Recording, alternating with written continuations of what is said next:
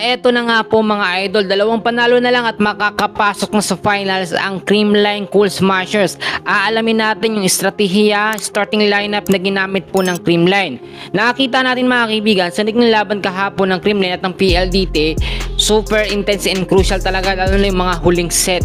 Nakita nyo doon po sa set 4, halos lahat ng mga CCS fans ayaw na pong manood dahil lang akala po nila matatalo na po ang Creamline. Actually, set score na sana, no? Ito pong PLDT at 1 puntos na lang sila, pero nakita nyo naman naging maingat po yung Creamline.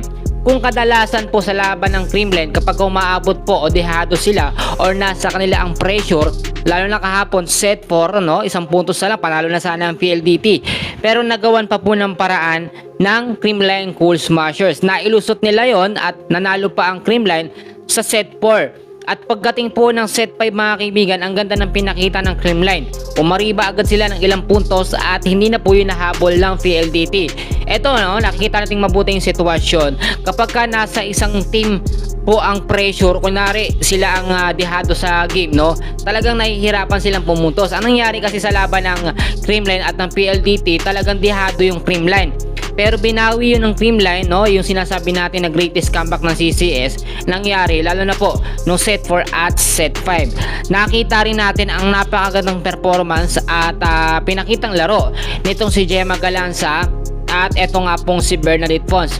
Sila yung mga player nagbigay ng magandang panalo at tsansa dito po sa Creamline Cool Smashers. But so far, para sa akin, nagbunga po yung sistema ni Coach Meneses. Ibig kong sabihin, hindi niya gagamitin lahat ng magagaling na player niya sa starting lineup, bagos hinahati niya po. Ginamit sa starting lineup si Kyle Negrito at nung ibang mga set, pinaglaro't ginamit naman din si Gian Morado de Guzman.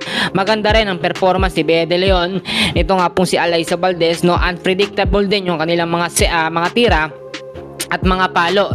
Sa pagkakataon ito po, no, dalawang panalo na lang at pasok na sa finals ang Creamline. Alam nyo, matagal uli, no, or nung huling mga PBL, hindi talaga makapasok sa semis etong Creamline Cool Smashers.